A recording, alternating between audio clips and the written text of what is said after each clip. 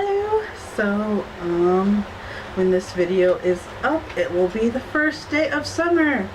Woo, woo, woo.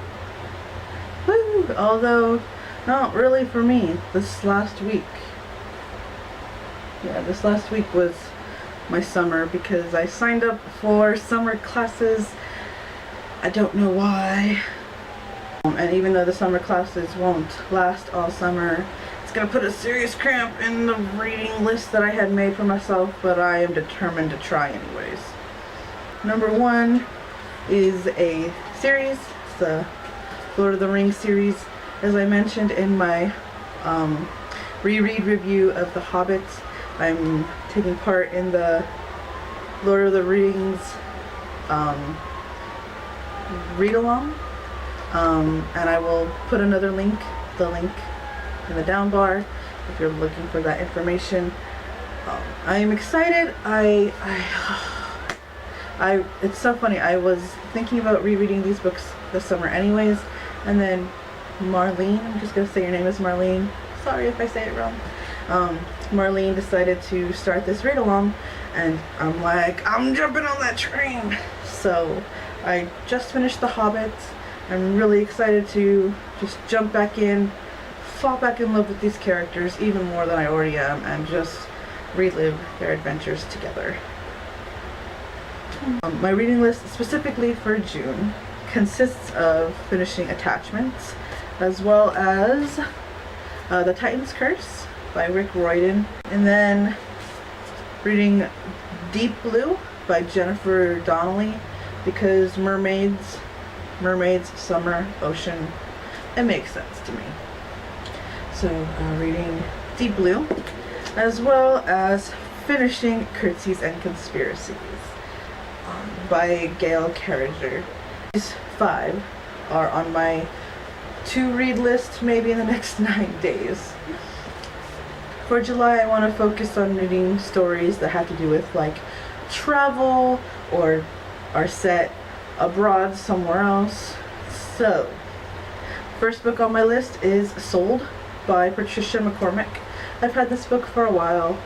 I was thinking about it because I saw a review, and I was like, oh hey, I have that book, I should read it. And then I have Petals from the Sky by I'm not even gonna try and say her name. I don't want to like totally butcher it, but yeah, it was on sale. It was on sale at Barnes & Noble for like $2. Next is Paper Towns by John Green.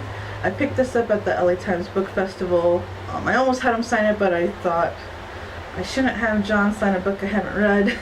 So I think this book is like about a road trip or something. I don't even truly know. And then I have The Secret of Raven Point by Jennifer Vanderby. This book was calling out to me. Like I walked by the stand that it was on like 3 times, and finally I was just like, swipe. Let me just pick it up. It's about a girl who signs up to be an army nurse when she finds out that her brother is missing in action during World War II. I almost said World War III. How terrifying is that? She's a nurse. She's worried about her brother.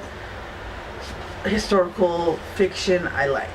Next is The Girl in the Blue Beret by Bobby Ann Mason, which I also picked up at the LA Times Book Festival. She wrote this book based off of her father-in-law's wartime stories.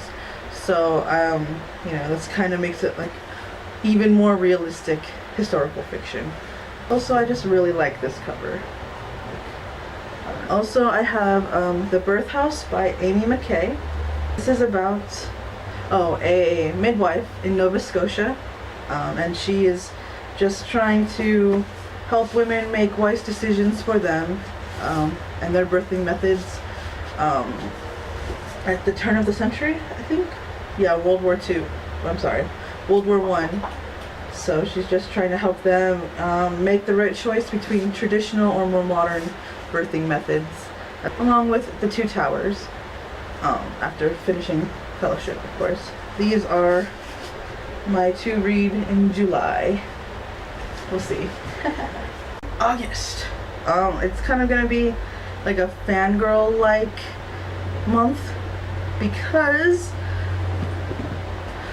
Doctor Who's coming back. I'm so excited for Peter Capaldi. I can't even tell you. Okay, so knowing that Doctor Who is coming back in August, I want to read this 50th anniversary collection. In the past, I've never really been a fan of TV or movie to book adaptations.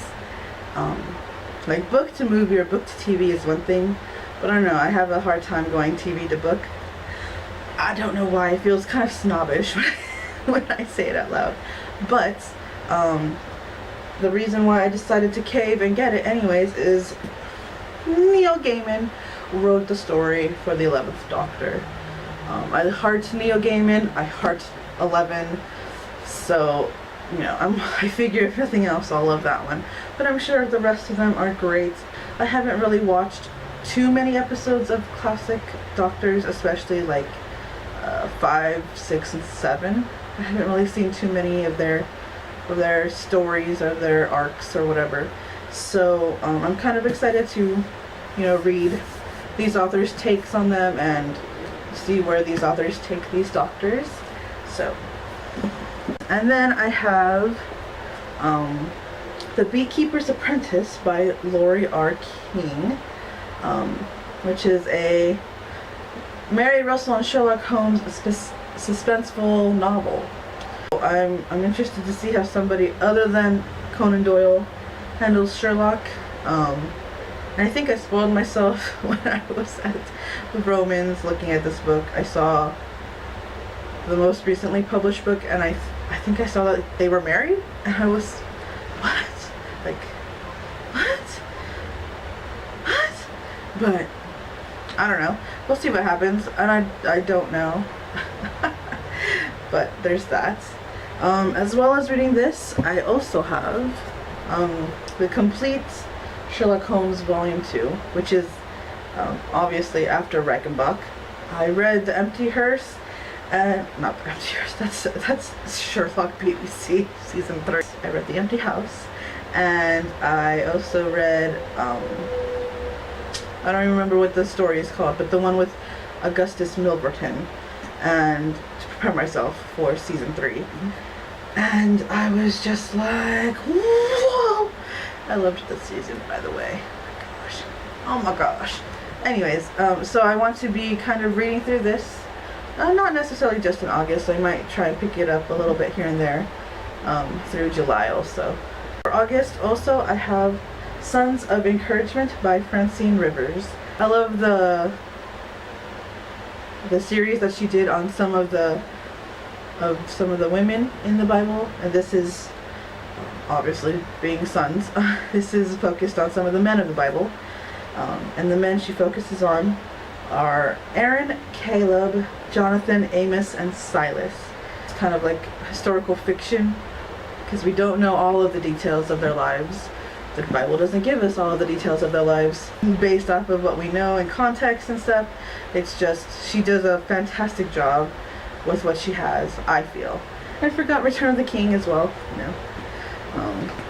Finish that up. Finish these up. I don't know if I want to read Lord of the Rings trilogy through audiobook this summer or what. Or what, I don't know. But if I decide not to, then I definitely want to continue listening to the audiobook for this puppy, Les Miserables, which I've been trying to read for like 2 years on and off. The audiobook has really helped me get through some of the not quite as interesting parts to Joanne. Monsieur Hugo kind of goes on really, like, to me, kind of random tangents. Sometimes I understand why he goes into such political detail, but a lot of these might get dumped while I try to finish The Lord of the Rings, specifically in July, and I'm okay with that. But I pulled them out specifically to remind me I'm gonna read them. They're gonna get read sooner than later, I hope. And I also don't know how much reading I'll be doing once this school semester starts on Monday. I am looking forward to lots of fun and adventures and stuff. Woo! Anyways, that's all for this video. Thanks for watching. Talk to you next time.